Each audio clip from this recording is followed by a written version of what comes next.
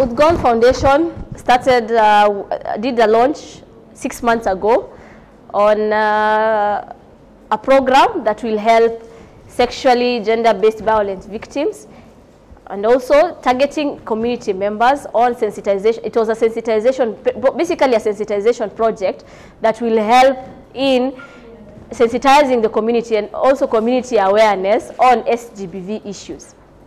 Okay, I think they have done a lot of projects that will help the community. When we talk of sexually gender-based violence, we are talking about rape, both female and male. That is sodomy. We are talking about domestic violence. We are talking about poverty that can lead to SGBV. We are talking about economic violence, when women cannot be given the platform to do whatever they're supposed to do. So I think the project mainly focused on women empowerment at the same time, and also they dealt mostly with the vulnerable communities. And SGBV has been something that has been there and has been fought for by even people even before us. Even our predecessors fought for the same thing. We hear about the Beijing, I don't know, they call it the Beijing what? Treaty or something. There's something on FGM and those things. It's something that has been there because every community has its culture. And there are things that influence SGBV not to go away, mainly cultural influence and even poverty. Okay? And I think it's something, there is a need for us to focus ourselves on SGBV issues. And mostly wanasema boy child amedhulumiwa. But sincerely speaking, who faces more torture on terms of SGBV? Mostly it's the female counterpart. Because females are, unapata msichana hapelekwi shule because ametafutiwa bwana that is older than him, older than her. Unapata rape cases pia zimekuwa mingi, and domestic violence pia imekuwa mingi. Hatujasema wanaume pia hawapigwi nyumbani, kuna wale wanapigwa nyumbani. Lakini what can we do so that we can finish this thing? Sawa sawa. Hatuwezi sema pia we are still the same as what we were maybe in 2000 or even before we were born. But tunaweza sema we have done progress, but we are still not there. Sawa sawa. Another problem with Garissa is that we don't have like actual materialistic data that can tell us wanawake ambao wajaenda shuleni ni hawa, wanawake ambao wamefanywa FGM ni hawa, wanawake ambao wanapitia domestic violence ni hawa, because reporting cases zimekuwa shida.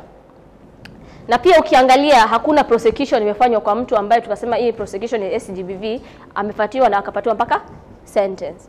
Kwa nini? Kwa sababu kuna vitu ambazo sisi kama watu ambao tunaishi Northeastern, vitu kama maslaha zinaingilia ndani. Unapata kesi imefika katikati lakini maslaha imeingia, msichana anatolewa, pesa inalipwa. Tume agree msichana analipwa kitu kama 200,000, lakini huyo msichana anapata hiyo pesa? Huyo victim anapata hiyo pesa? Hapati hiyo pesa. Does it even help her? Naye ndo the victim. Mwenye anakula hizo pesa mostly ni family members. Na huyo msichana bado future yake imeharibika because somebody atakuwa kiambao ule msichana alirepiwa, ameshaharibiwa, and atapata bwana. So it's still something and it's still a problem. And hata tukisema ni closure, there's still a need on other NGOs and other CBOs to focus on this thing. It's really a problem kwetu. Sawa sawa. And there has been a debate hapa na pale. Watu wanasema tumesumbua, tunapiga kelele sana. Lakini tukisema ukweli, wanasemanga wasichana ndio ambao wanaweza inua jamii. Ukifunza msichana mmoja unafanya nini? Unainua jamii nzima. Kama hata tushughulikie msichana mmoja, because tunasema tumedhulumu boy child, tukikosa kushughulikia msichana mmoja, si jamii yetu imeenda chini. So there are things that we need to focus on. Mostly mimi sasa inaweza promote girl child education. Girl child education can be the main thing. Kwa sababu ukisomesha msichana anaweza jua rights zake. Ukisomesha msichana anaweza jua where to report. Ukisomesha msichana unaweza saidia jamii pia kuinua the poverty level of that community. Sawa sawa. Nitaongea mengi, mimi naweza ongea a whole program na nimalize. But today we have people ambao wanafaa kuja kuongea hapa. Wa kwanza ambaye anaweza kuja kutufungulia floor anaitwa Farhia. Farhia pia ni msichana ambaye anafanya bidii sana. mostly anafanya kwa Ministry of Disability and also works with Udgon Foundation. So atatuelezea hiyo project ya hiyo miezi 6 walifanya nini kwa hiyo miezi 6. Kuanzia mwanzo ianze, ni nini wameachieve, and is there a need for more projects, and what other organization can help in boosting the project. At least ikuwe kitu ambayo inaweza saidia watu. Sawa sawa. So Farhia, the floor is yours now. Can you give her a round of applause kabla aanze? My name is Farhia Osman Abdi. I work with Udgon Foundation. We've launched the program for the on February 14th here in Alantan. So for the past 6 months, we have done so many projects: Mashinani, Balambala, Modogash, Lagdera, Township, and Dadaab. Oh, sauti. Okay, sawa. So tumetembea hizo mashinani. Cases za GBVs in terms of mashinani ziko high because most of the cases zinaletwa zikifikishwa PGH, maslahi inaingilia katikati ya Spiki police station. So when you are trying to go deep, as a Somali person, when I'm trying to talk to the community, I'll be like, FGM is real, just kaa kando. Wewe mwenyewe pia ulipitia FGM. So when I talk to the old people, it's like ni heshima. So culture pia inatusumbua. Maslahi mazo ni 100% in the community. There's 2 cases we've handled. Currently iko polisi, iko kotini ya defilement. Msichana miaka 12 alidefiliwa na ukoli yake. Iko on court going. And early child marriage in Balambala. So we managed to capture the culprit, but wazee wakaingilia katikati. There are so many things that are going to be done in the community if we are continuing doing the empowering of the GBV in the Garissa County. But tukisema tutastop mambo ya maslaha, as in ni ngumu kustopisha maslaha. Because tukisema tutachukua culprit tupeleke kotini, polisi, process inaendelea, wazee ndio wanakuja wanasema hapana, tutaka kizee. So the victim anaumia, the culprit anaachiliwa. So early pia marriage pia iko juu Garissa, apart from gender based on early marriage in mashinani. Most of these cases tumepata wakati wa COVID-19, wasichana wengi wameolewa. And then we came to find out the PWDs pia, disability cases za early child marriage. Mtoto anaolewa, babake anasema she's disabled, wacha tu aolewe azae mtoto mmoja. Tukiangalia mtoto wako underage. So those kind of cases zimejaa mashinani. But Garissa, at least we are trying our best to empower the community. But mashinani, we still have to go further and dig further. And Udgon Foundation pia empower entrepreneurship, people with disability. There are some groups wamefunguliwa biashara in the community. And another organization project tumefanya ni education. In terms of education, we've empowered, there's a family of 6 disability kids. So there's only one boy and he's not a disabled person, but he managed to get 379 in KCP. So we have to sponsor that kid. Currently he's enrolling in GSS high school. So we are doing shopping and everything like that. But we are not even forgetting the disability kids. The family peer have to take care of them. Huh? Kiswahili. Nachanganya. Okay. Niongee Kiswahili, sawa. Okay. Udgon Foundation imesaidia familia ya watoto walemavu ambapo ni familia ya watoto 6. Kijana mmoja ndiye amesucceed akapata 376 KCPE. So tumemchukua mtoto tumempeleka GSS. Alikuwa ameitwa Mandera. So tukaona Mandera ni it's not good for him. Na pia familia yake imesema since is the first born, he's the one ambaye at least ana cater for the other kids. Both his parents are normal but they are vulnerable. Oh, familia yake yote mbili, baba na mama wafanyi kazi, but watoto ni walemavu. Walemavu ni disabled. Kisomali ni Korean. So tumechukua mtoto tumpeleka GSS, akaenroliwa, ataanza on 22nd, shule nafikiri 22nd hapo ataanza shule. And in terms of empowerment, tumepatia msichana wa disability group, tens of disabled group kutoka sub-county ya Modogashe, tumefungulia biashara ndani ya town. And then we are another ongoing project for mental people of disability in Garissa. Kuna shule, sijui kama mshaienda, School of Mental. Nana ameona hiyo shule mahali iko? Iko next to deaf school. Hiyo school iko neglect, hakuna mtu ataisha kwenda kuona. Tuko na watoto disabled hapo, they are mental retarded. So tume partner na Udgon Foundation, National Council and APDK. Tunawafanyia rehabilitation center, wanajengewa currently ongoing project. And then we are doing kitchen garden. That's Outgoing Foundation project now, kitchen garden, tuwatengezea machakula ndio wapate kulishwa watoto. So another project ni the victim ambayo of GBV. There is a mama was supposed to be here and supposed kuwa hapa leo, lakini amesema hawezi kuja, ako Hagadere. Cases ambayo tumepata kutoka Fafi, wasichana ambao wamekuwa defiled. Kuna mama anawatrain hii kutengeza nguo za tie and dye. Currently tuko na 12 girls ambaye early child marriage, defilement and rape case wako hapo. So tuambie tu mama identity zao hakuna mtu atajua. Just train them to empower them, wafungulie biashara ya tie and dye somewhere. So currently we have done so many things in that 6 months, but we are going to do more. Because cases za GBV haziishi leo wala kesho. Each and every day iko hizo story. Pia empowerment of the girls, si education peke yake. Entrepreneurship wamesaidia nini kiakili. Because most of the cases unapata msichana amerepiwa but family watamficha. In community tunasema ameharibu jina ya family. So hatuwezi mwambia familia yake msichana umtoe Garissa umpeleke Nairobi. So within that area we need to make that family pia waelewe. Kuharibika jina si neno, but utamempower je msichana asahau traumatizing emotional hizo. So sasa zingine tunakaa na wazazi tuna cancel pia the victim of the parent. So as Garissa County we need to come up with another plan like EGBV ishe tujisaidie kivipi. There are so many organizations, they are doing so many things, but we need to come up with an idea that all of us we work together to end GBV in Garissa. Because people have mashinani wameja, but Garissa pia ndio iko mob.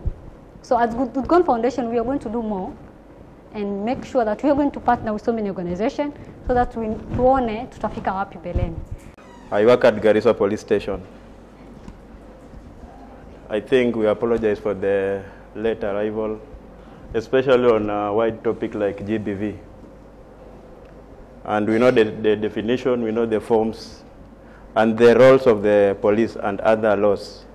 But the speaker, I think the moderator is saying that I be very firm on the side of the police. You know, any police station is stationed at a particular culture. We accept our limitations, but what is the role of that culture in that limitation? Concerning GBV, we talk of masla, but what is our role? We say that either the police will be corrupted on this matter, but let's agree on one thing. Let us be corrupted on any other matter other than GBV. Who is doing that? The police or you? Those are the questions that we must ask ourselves. So GBV, for us to fight it, let's take an example of Nairobi. Nairobi on matters of GBV concerning rape or FGM or anything, there is an organization that they have an ambulance. The police only will take the statements. But here, the GBV center is not there. So in Nairobi, this matter of GBV is handled very fairly. You just see a person being sentenced for life or for more than 20 years. Why? Whenever they hear a case either of rape, either of FGM, they themselves take the victim to hospital. They come, they make sure the file is complete. We meet in court. What happens here? Those are the questions that we ask ourselves. The gender desk there. Police are very limited. They will not come at your home. You are the one coming to report. What does it mean? I cannot defend them. What I mean is, we have to activate ourselves to the fact that we must work hard to end this one. The police will not do this for you. In the course, we have now the office of DPP. They took the police prosecutors out of it. What does it mean? They wanted to gap that corruption from the station to the courts up to the judgment. The DPP is there. What happens there? If there is no sufficient evidence, it cannot pass. So, the society, there is one thing that kills Garissa, the culture of impunity, the norms that we believe in. But there is that challenge that I normally try to equate. You remember the other time that we had demonstration because one of us had killed one of you here. You saw the demonstrations. What if we can activate ourselves to those demonstrations in a case where GBV is involved? Do you think we cannot end this one? We can. So let's activate ourselves to these things. Me, I come from Bungoma, as you say. Maybe many people will not be there. Kuna ile mtu utakuja ku report, then he says that this one is a Somali. Either he gives me information or not. I'll work according to him. He doesn't want to go that extra mile. So it remains there. There is that one person who is interested. Like me, I was lucky to be interested in GBV. This is the third time I've done it at the peacekeeping level. We have just brought the violence against ourselves. Why? At home you have a sister. You just know very well that she's going to get married at 16 or 14. Then you come, you find me there. You expect me to release that lady to go. You call your MCA, you call your MP. Wazee wanakuja wanakuambia hapa ni wapi, hapa ni Garissa. This is our culture. Only one thing I stressed in Garissa is, let's look at this culture. You are the one who have information. You are the one who knows exactly what is taking place. Let's be very firm on these matters of GBV. I like the Mwalimu Mmoja initiative. The effort that we are using to fight terrorism, let it be equal to the effort that we are going to use to fight GBV, the gender-based violence. I don't want to take much time. The gender desk at the police station, I can take it. That is on a lighter note. Inaweza kuwa ya PR. Let's be realistic. Ukiangalia kila siku cases ya dhulma ya kijinsia ni karibu, ukiangalia katika hospitali, because tunafanya karibu na hizi mashirika zote, huwa karibu kila siku inaripotiwa case 8 or 7 or 6. Kwa hivyo nafikiri, nashukuru sana kwanza Udgon Foundation wameenda Mbalambala vile amesema, and our sister wameenda Balama, Amina was Amina Farhia, sorry, wameenda Balambala, wameenda Fafi, wameenda kila mahali. And naupongeza kwa ajili wameenda to an extent mashinani, na hizi cases kama Garissa inatendeka sana. Je mashinani wale watu, and because we receive cases, we have a legal aid center. Kabla sijaingia hiyo, sisi huwa kazi yetu tunapigana na dhulma ya kijinsia, na huwa tunashirikiana na the partners in the legal and legal system. Kwa hivyo kuna cases mingi zinakuja kutoka Balambala, kutoka Fafi, kutoka area zingine, na shirika yote zile ambaye zinapigana na hii dhulma ya kijinsia huwa zinafanya kazi zao katika within the municipality, within the township.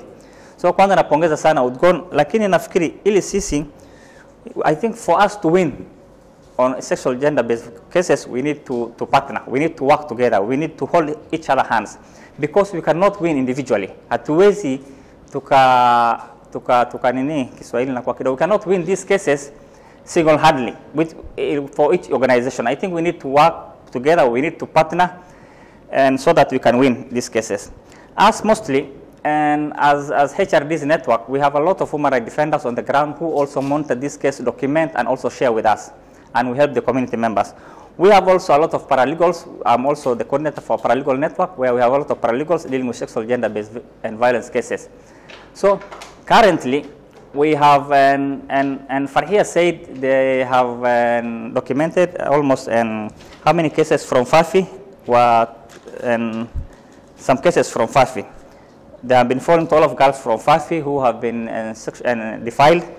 So I think our essence, sisi kazi yetu muhimu ni kuhakikisha kwamba hawa watoto au wasichana wanadhulumiwa kijinsia wanapata haki ya kutoka ile dhulma waliopitia. Kwa hivyo for hao kupata haki, watu wetu wengi hawajasoma, hawajui ile njia ya kutafuta haki yao, na katika ile njia ya kutafuta haki yao pia kuna dhulma mingi wanapata hapo. Kuna mashirika mingi ambaye wanatakana wasaidie wananchi, lakini pia kuna dhulma, kuna corruption, kuna a lot of things wanajua, na kuna maslaha. Na sisi tumefika kiwango sasa hata wale wazee wanafanya maslaha kwa sexual gender based violence cases pia wanashikwa. Tumeagiza shirika la polisi washike hao watu ambaye wanafanya maslaha. Na kuna wengine wana encourage hiyo mambo ya maslaha. Vitu zingine wa Somali we have a culture, I know that, but ile culture tufanya maslaha kwa vitu zingine, lakini dhulma ya kijinsia wasichana tumesema hakuna maslaha. Hakuna maslaha. Yule mtu ambaye perpetrator, yule mtu anafanya hiyo dhulma lazima achukuliwe hatua kisheria, apelekwe kotini, na kotini iweze kufunga yeye maisha au iweze kufunga yeye miaka 30 au 50. Ndio hiyo funzo kwa wale wengine. Ndio unaona sisi wa Somali tunafanya maslaha hizo cases, mtu anatoa pesa kidogo na kesho pia anaendelea bado kudhulumu wasichana. Our problems are many, and I think it will be very important we work together. Already there is some effort going on, but what we need to do is work with UDGON, those organizations that are already working. Actually, Garissa today is stronger than we were when it comes to this issue of gender-based violence. My last word, I am a champion for change, and I have discussed and I have done a lot of studies on this. One of my main ambitions is we want to work together and we want to see one lady in leadership this time. How many are ready to support us? Wangapi wako tayari? Either as an MCA, as an MP, or as a senator or governor. Muko tayari? Muko tayari? I have ready reliable donors and who will be able to support that.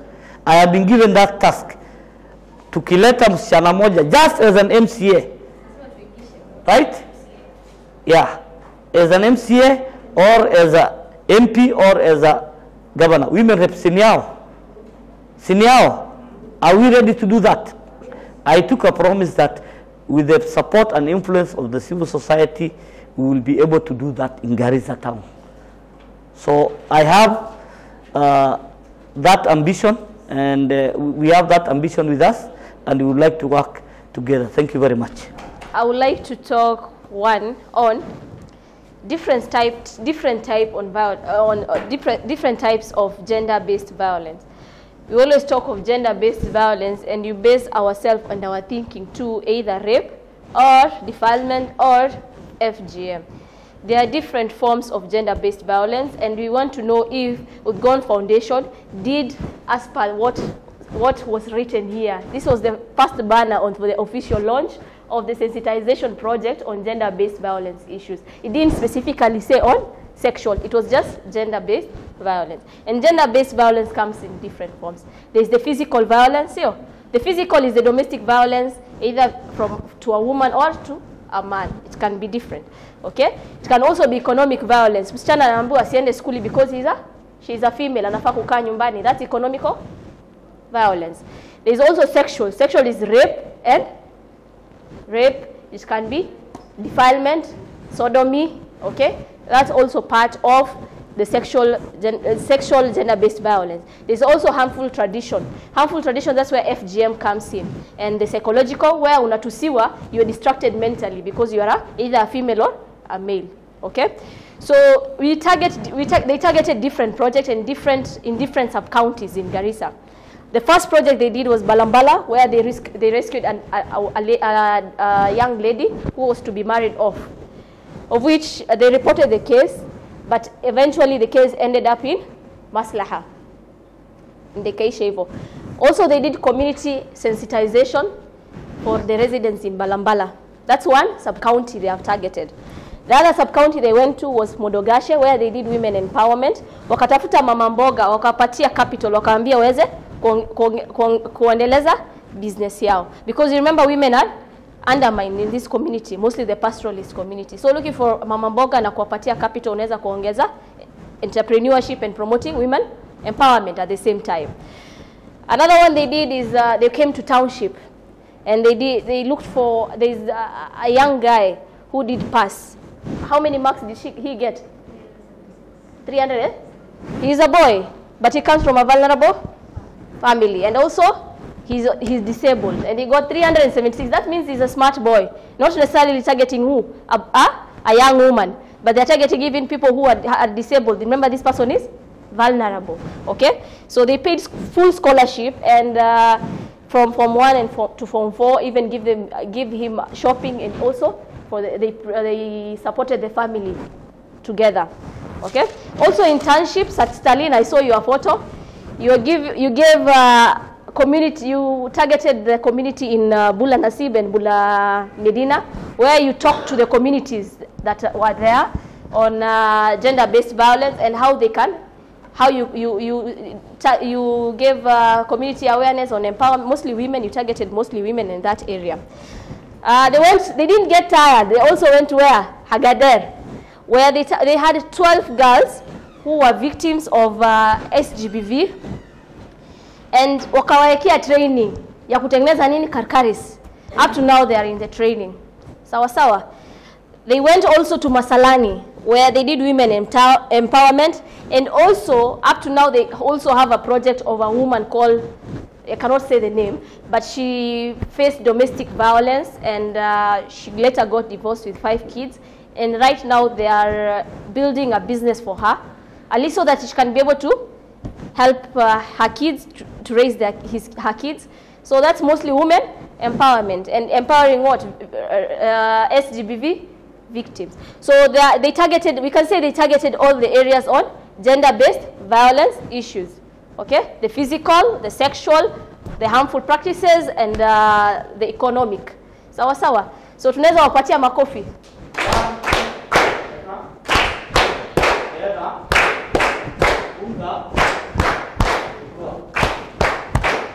So tungesema pongezi kwa Udgon Foundation. Na tunaweza sema pia gender based violence hatujafika pale, lakini tunahitaji kufika pale. Tusaidie wanawake wetu kusoma na tusaidie both to different areas. See mostly rape and FGM and early marriage. There are different sectors that all of us can target, and we are different organizations. So you see where you can target and you see where you can help. So Udgon Foundation, thank you for doing whatever was promised on the launch, and asanteni sana.